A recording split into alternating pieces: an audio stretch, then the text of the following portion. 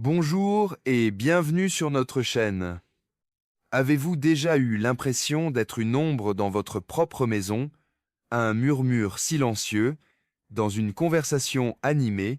Aujourd'hui, je veux vous raconter l'histoire de Marie-Claire, une femme qui, du haut de ses 68 ans, a été réduite au silence, jugée et sous-estimée dans le confort de son appartement haussmannien, mais qui a trouvé dans cette obscurité la plus éclatante des lumières. Son histoire est un rappel que notre valeur ne dépend jamais du regard des autres. Pendant que vous écoutez, dites-moi dans les commentaires quel âge vous avez et depuis quel coin du monde vous nous rejoignez. L'insulte est arrivée, douce comme le velours, mais elle a tranché jusqu'à l'os. Nous étions réunis autour de la table de la salle à manger, les bougies allumées, le poulet rôti fumant sur le plat, le tintement des couverts en fond sonore. Le nouveau petit ami de ma fille, Jean-Luc, était assis en face de moi, sa posture parfaitement polie, son sourire soigneusement étudié. Il m'a remercié pour le repas, a complimenté l'assaisonnement et a charmé ma fille, Chloé, avec une aisance déconcertante. Je suis resté assise à écouter, hochant la tête, me laissant espérer un instant qu'elle avait peu, être bien choisie. Mais alors que son ami entrait dans la pièce, en retard et contrit, le masque s'est fissuré. Se penchant vers lui, la voix basse, mais pas assez pour une femme qui avait passé sa vie entourée par le langage, le son et le ton, il a chuchoté en français, pensant que je ne comprendrais pas. Sa mère est une idiote. Une fois que je serai installé, je contrôlerai leur argent. Le mot m'a piqué les oreilles. Idiote. Pas gentille, pas confiante, pas même âgée. Idiote. Un mot qui rejetait non seulement ma personne, mais l'intégralité de ma vie, comme si je n'étais rien de plus qu'une porte à ouvrir, un portefeuille à piller. Pendant une seconde, je me suis figé, la fourchette suspendue à mi-chemin entre l'assiette et les lèvres. Chloé a ri de quelque chose d'anodin, inconsciente du poignard qui glissait sur la table. Mon instinct, l'ancien, m'a murmuré. Reste silencieuse, endure. Mais quelque chose de plus vieux, de plus profond, s'est levé en moi. Un refus né non pas de l'orgueil, mais de longues années, où les femmes comme moi devaient avaler les insultes avec la soupe. Alors j'ai souri doucement. J'ai lentement posé ma fourchette et me suis penché très légèrement en avant. Avec l'aisance d'une vie d'études et de voyage, j'ai répondu en français. Faites attention, mon cher. Les idiotes ne parlent généralement pas cette langue. Sa tête s'est redressée d'un coup, les yeux écarquillés. Le silence qui a suivi était épais comme de la mélasse. Les flammes des bougies vacillaient, projetant des ombres sur son visage soudainement pâle. Je dois vous dire qui je suis, puisqu'il a si vite décidé qui je n'étais pas. J'ai 68 ans. J'ai enterré un mari qui s'est tué au travail, élevé 2 enfants, qui sont devenus la plus grande fierté de ma vie, et entretenu une maison non par le luxe, mais par un effort constant et silencieux. Mes mains connaissent aussi bien la sensation de la pâte à pain que celle des registres comptables, le poids des paniers de linge, que celui des livres de droit. Car oui, il fut un temps, avant mon mariage, j'étudiais le droit. J'ai abandonné quand la carrière de mon mari nous a déracinés. Quand les enfants sont arrivés, quand quelqu'un devait être l'ancre de la famille, je ne me suis jamais plainte. C'était mon rôle, et je l'ai porté avec grâce. Cependant, la grâce est souvent confondue avec la faiblesse. Au fil des ans, j'ai appris à quel point le sacrifice peut devenir invisible. Mon fils, aujourd'hui adulte, me rend rarement visite, toujours pressé de retourner à sa propre vie trépidante. Ma fille, ma brillante et belle Chloé, même je le sais, mais son amour porte souvent le manteau de l'impatience. « Tu t'inquiètes trop, maman », me dit-elle lorsque j'exprime une préoccupation. Ou pire, tu ne comprendrais pas. J'avale ces petites rebuffades, car je les reconnais. Elles sont la monnaie de la jeunesse. Pourtant, chaque fois, Je ressens une petite piqûre, me rappelant que ma place est passée du centre à la périphérie, des fondations à l'arrière-plan. Je ne suis pas fragile, je ne suis pas naïve, je ne suis pas une idiote, je suis une femme qui a traversé des tempêtes qui anéantiraient le jeune homme assis en face de moi, et je suis polyglotte. Cette langue apprise non seulement dans des salles de classe, mais en vivant. Quand il a murmuré en français, il pensait me fermer la porte au nez. Il ne savait pas que j'avais la clé. Je me souviens de la première fois où j'ai mis Chloé en garde contre les hommes qui semblaient trop lisses, trop habiles. Le charme, lui ai-je dit, n'est dangereux que lorsqu'il cache le vide. Elle a ri et m'a dit que j'étais trop méfiante. Peut être, ou peut être que la méfiance est simplement l'apparence de la sagesse vue de l'extérieur. C'est pourquoi, assise à table, en entendant les mots de Jean-Luc, mon cœur s'est serré 2 fois. Une fois pour moi, traitée d'idiote, mais plus douloureusement encore, une fois pour elle, pour l'aveuglement de sa jeunesse, pour le piège qu'elle ne pouvait pas encore voir. Car je connais ce type d'homme. Je l'ai vu dans des salles de conseil. Je l'ai entendu sur les marchés. Je l'ai observé se mouvoir dans le monde comme si les femmes étaient des meubles, et l'argent une proie. L'insulte n'était donc pas juste une insulte, c'était une confirmation. Le loup en chaussures vernies. Mais ils m'avaient sous-estimé. Ils le font souvent. J'ai vécu trop longtemps pour confondre le silence avec l'impuissance. La vie a une façon d'arracher les masques. Cela a commencé par un appel téléphonique qu'il a pris dans le couloir.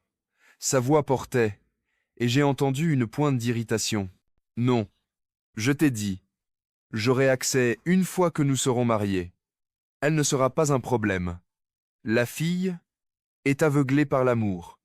Il a ri, ce rire suffisant, et néglige. J'ai essayé de parler à Chloé plus tard, doucement. Chérie, as-tu réfléchi à la vitesse à laquelle tout cela va? Elle m'a souri avec indulgence, comme si je racontais des histoires de fantômes. Il m'aime. N'est-ce pas merveilleux qu'il soit si sérieux au sujet de notre avenir? Je voulais la secouer. L'amour ne complote pas. L'amour ne calcule pas un héritage. Mais je me suis tue. Elle était sous le charme, et mes mots ne faisaient que la pousser davantage vers lui. Puis, un après-midi, je suis passé devant le bureau où il avait laissé son ordinateur portable ouvert. Mes yeux sont tombés sur les mots et ils m'ont cloué au sol. Elle est naïve. La mère est maligne mais vieille. Une fois que je serai dedans, les actifs sont à nous. Les dettes seront effacées et nous vivrons libres. Je n'ai lu aucun mot d'amour, pas un souffle de sincérité, seulement la fin. Le coup de grâce n'est pas venu de murmures ou d'écran, mais de la vue. Un matin, au marché, je l'ai vue. Une femme s'accrochait à son bras, riant, le visage tourné vers lui avec l'intimité de l'habitude. Il l'a embrassée sur la joue, ouvertement. Je me suis arrêté net. Tout ce que je pouvais entendre était sa voix en français. Sa mère est une idiote. Non, l'idiote, ce n'était pas moi. Ce soir-là, assise seule dans le silence, j'ai senti la clarté s'installer sur moi. Il n'était pas seulement indigne, il était une menace. Et les menaces ne s'endurent pas. Elles, s'affrontant. Il y a une sorte de solitude que seules les mères connaissent. Ce n'est pas la solitude d'une pièce vide, mais celle d'une pièce remplie de voix qui ne vous entendent plus. J'aspirais à secouer ma fille pour la réveiller du rêve qu'elle vivait, mais je savais que chaque avertissement la rendait plus froide envers moi, comme si mon amour était une arme ennemie. Ce soir-là, je me suis glissé dans ma chambre et je me suis assise sur le bord du lit. Le chagrin m'a submergé. Pas pour moi. J'avais déjà été insulté, rejeté, sous-estimé. Le chagrin était pour elle, ma fille, qui offrait son cœur à un homme qui ne la voyait que comme la clé d'un coffre-fort. Pendant des années, ma vie avait tourné autour de sa protection. Maintenant, elle était adulte, et je devais rester sur la touche, la regarder faire ses propres erreurs. Mais ce n'était pas une petite erreur. C'était une falaise dont elle s'approchait les yeux bandés.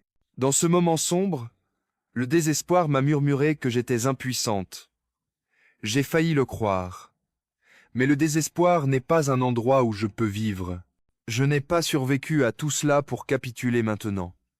Mes larmes ont séché, laissant place à une résolution féroce. Je ne resterai pas petite. Le monde veut que les femmes de mon âge soient silencieuses, gracieuses, infiniment indulgentes. Mais il arrive un moment où le silence n'est pas de la grâce, mais de la complicité, et je ne serai pas complice de la ruine de ma fille. Je me suis regardé dans le miroir. J'avais l'air de mon âge, et pourtant j'y ai vu l'acier qui m'avait porté jusqu'ici. Idiote, m'avait-il appelé, mais les idiotes ne durent pas. Les idiotes ne construisent pas de famille à partir de rien. Cette nuit-là, j'ai murmuré à mon reflet. Fini de se faire petite. La solitude n'est pas une défaite. C'est une préparation. C'est le calme avant que la flèche ne parte. Il est devenu plus audacieux, se pavanant dans la vie de ma fille comme s'il l'avait déjà conquise. Un soir, je l'ai entendu lui suggérer d'ouvrir un compte joint. C'est juste pratique, ma chérie. Pourquoi garder les choses séparées quand nos vies n'en deviennent qu'une? Mon sang s'est glacé.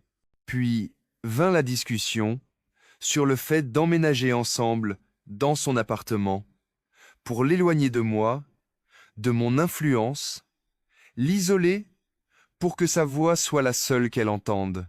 L'arrogance fleurissait en lui comme une mauvaise herbe. Lors de réunions entre amis, il se vantait des investissements qu'il ferait bientôt.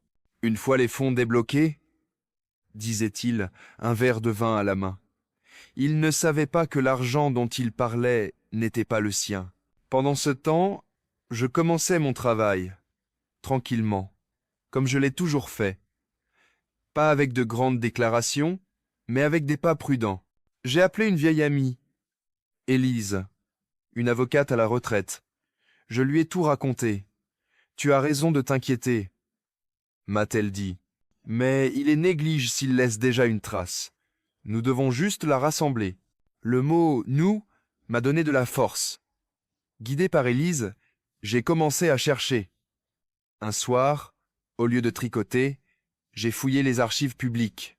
J'ai trouvé des entreprises en faillite, des dettes impayées, des rumeurs de fraude. J'ai mis ma cousine Hélène, que ma fille a toujours respectée, dans la confidence. Lentement, mon dossier s'est étoffé. Pas épais, mais tranchant. Pendant les dîners, je souriais poliment, lui posant même des questions sur ses projets. Il répondait avec empressement, se vantant, sans jamais se rendre compte que chaque détail qu'il divulguait ne faisait que creuser sa propre tombe. Il ne pouvait pas imaginer que moi, avec mes cheveux gris et mon gilet, puisse être en train de rassembler la corde même avec laquelle il se pendrait un jour. Le loup s'était trop avancé dans le cercle. Bientôt, il apprendrait que la mère qu'il appelait une idiote était bien plus dangereuse qu'il ne l'avait jamais imaginé. La soirée du jugement a pris les allures d'une célébration. Dîner du dimanche. Ma porcelaine polie, l'argenterie brillante. Il est arrivé, débordant de triomphe. Ce soir, c'est le bon soir pour une annonce. A-t-il dit, la main sur l'épaule de ma fille. Après le dessert, il a levé son verre. Nous avons une nouvelle, nous avons décidé. Il est temps de se marier. Mon cœur s'est serré, mais mon visage est resté calme. C'était le moment. J'ai glissé un dossier sur la table. Peu, être qu'avant de trinquer. Tu devrais expliquer ceci, ai-je dit calmement. Son sourire a vacillé. Qu'est-ce que c'est? Ton passé, ai-je dit. Faillite, dette, procès. La femme avec qui tu as été vu au café de la rue Montorgueil. Dois-je continuer? Mensonge, a-t-il lancé, le ton plein de mépris. Elle t'empoisonne contre moi. J'ai ouvert le dossier, étalant les papiers, des documents juridiques, des photos, l'avis de recouvrement de créances. son visage a blêmi. Vieille femme aigrie, tu ne supportes pas de la voir heureuse. Assez. Ma voix a tranché la pièce comme une lame.